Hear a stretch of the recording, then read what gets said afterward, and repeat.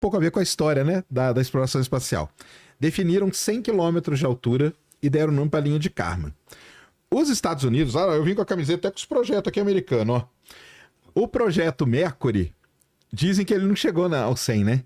Pelo menos os primeiros. Né? Isso. Aí o americano pegou e deu uma baixadinha na linha de Kármán. Ele falou o seguinte, passou de 80 e poucos... Não foi nem americano, né? Foi um órgão muito específico dos Estados Unidos. Um órgão dentro dos Estados Unidos falou, não é os 100 quilômetros não, cara. Passou de 80 e poucos quilômetros lá, já é espaço e já é astronauta, entendeu? Mas tem questão de milha, né? Então os caras misturam as coisas e tal. É isso mesmo. Mas assim, deixando claro que é o seguinte, essa linha de 100 quilômetros é uma linha arbitrária, tá? Isso. É assim, quando a gente começa a perceber... Não acontece nada. Não acontece nada. Você atravessa e fala, nossa... Agora... É tipo passar o Equador ou passar o Trópico de Capricórnio, entendeu? Totalmente arbitrário, isso aí. Né?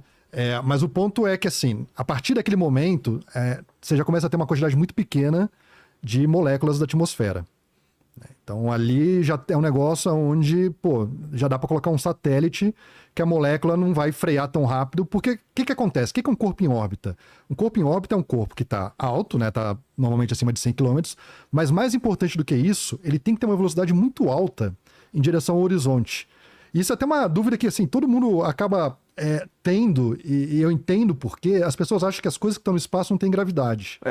Mas não é. Não é? Isso é uma coisa muito errada. Cara. Inclusive, eu acabei de escrever um manualzinho para a Rede Globo, porque toda a reportagem que eu entrava lá, os caras falavam assim, mas e a gravidade lá, por que não tem? Não, a gravidade continua. Se um corpo estiver parado no espaço, pode estar 1.000 quilômetros, 2.000, não importa. Ele vai cair para a Terra. O que acontece das coisas em órbita é que, além dele estar nessa altura que a gente está falando, ele está com uma velocidade muito alta em direção ao horizonte. E aí, ao mesmo tempo que ele cai em direção à Terra, como ele tem essa velocidade alta, ele simplesmente vai acompanhando a curvatura da Terra. Ele está sempre caindo, então. Está sempre caindo. Que doideira!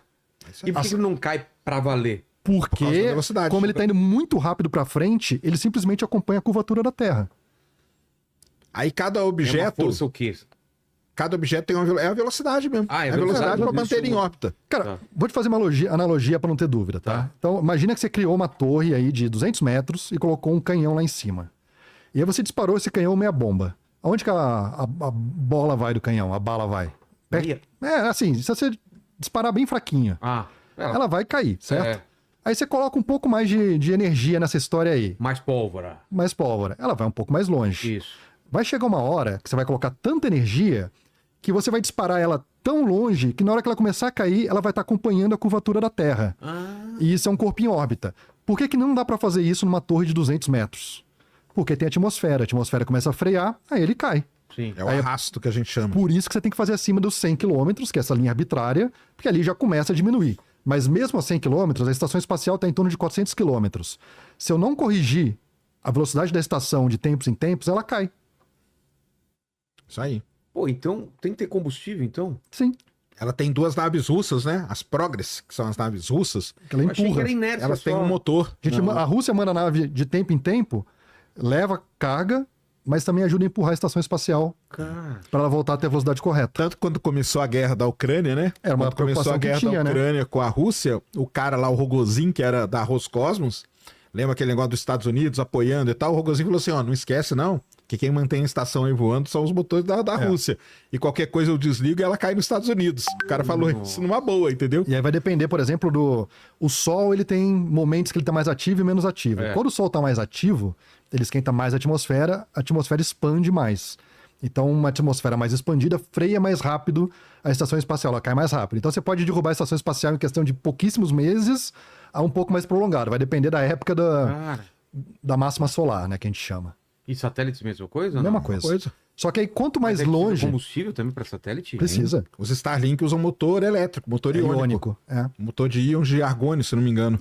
Olha lá, Leni, o que é Essa aí é na famosa... Essa aí é o acoplamento do ônibus espacial com a russa, né? Mas qual estação russa? Pode ser esse daí, você Essa sabe? aí é a Mir, né? Não é a Mir?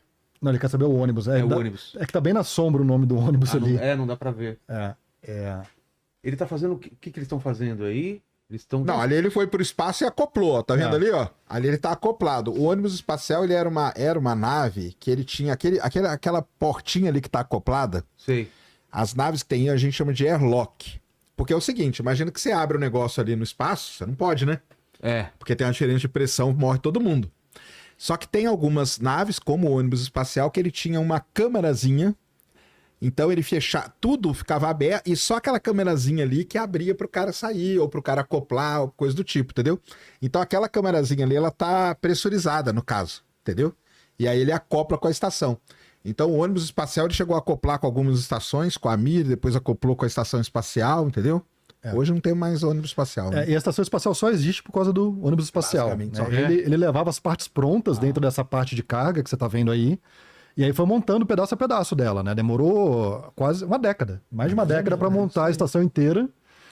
E ele fazia outras coisas também. Ele já chegou a colocar um satélite que queria trazer de volta para a Terra. Ele vinha lá, capturava o satélite, colocava ali nessa baia, fechava e voltava. Em 1984, um satélite começou a dar problema. Levaram um astronauta. Essa imagem é sensacional. O astronauta vai com a mochilinha, o astronauta pega o satélite na unha, meu amigo. Hoje é proibido, tá? Hoje ele não pode mais usar essa mochilinha. Por quê?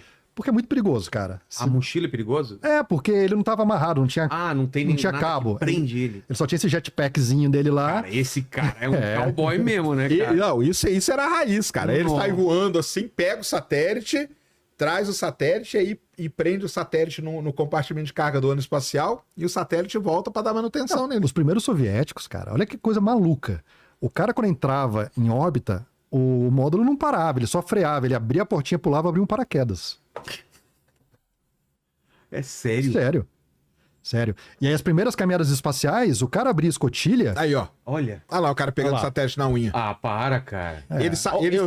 satélite, eu pensei que era uma coisa desse tamanho aqui. Não, e era o satélite das antigas, que era o satélite grande. Ele saiu da estação com aquela ferramenta lá que tá na mão dele, com aquele volante lá. Sim. Aí com aquele volante ele encaixou no satélite e ele trouxe o satélite pra dentro do ônibus espacial. E trouxe de volta pra Terra. Cara... Eu não lembro de cabeça, mas eu acho que eles mandaram de volta esse satélite pro espaço, tenho quase certeza. Reaproveitaram parte dele. Veio para dar manutenção.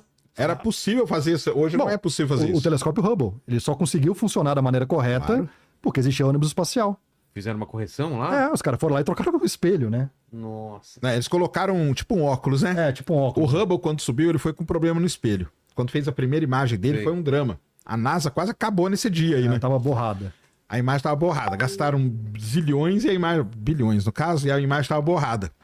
Aí brigaram para fazer uma missão, desenvolveram um óculosinho, um conjunto de lentes assim. Para corrigir. Levaram e instalaram nele. Tinha lá a miopia lá e resolveu a miopia com o óculosinho. Mas aí como que fizeram? O ônibus espacial subiu, chegou perto do Hubble, igualou a velocidade, o braço robótico do ônibus espacial pegou ele, pôs ele ali, prenderam e ficaram se não me falha a memória, foi mais de uma missão, inclusive. Que... Foram quatro missões de serviço. O Hubble, na verdade, ele era um telescópio que, teoricamente, era para durar para sempre. Porque ele ia ficar sempre fazendo manutenção dele no espaço. Até que resolveram acabar com o programa do ônibus espacial. Aí acabou tudo. Aí não tem como mais. Não tem. Atualmente não. Eu não quero adiantar as coisas. Vamos chegar no ônibus espacial. Mas quando começa essa ideia de...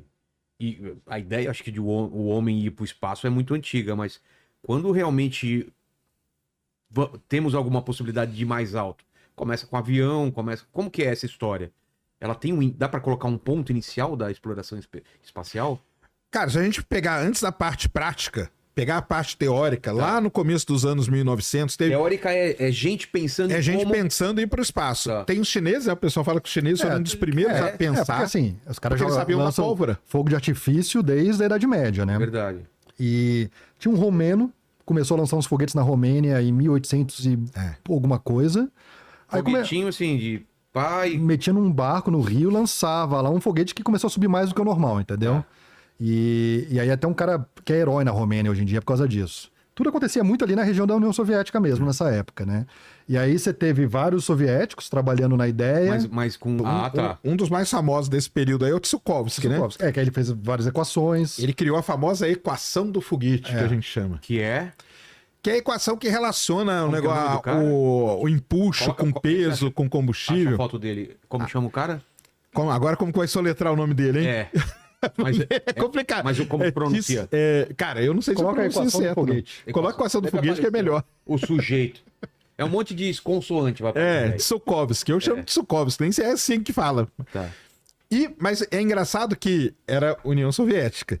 E mais ou menos no mesmo período, lá nos Estados Unidos, tinha o Goddard, né? Sim. O Robert Goddard também estava brincando com foguetes de combustível líquido. É um lance meio Irmãos Wright, Santos Dumont, entendeu? É.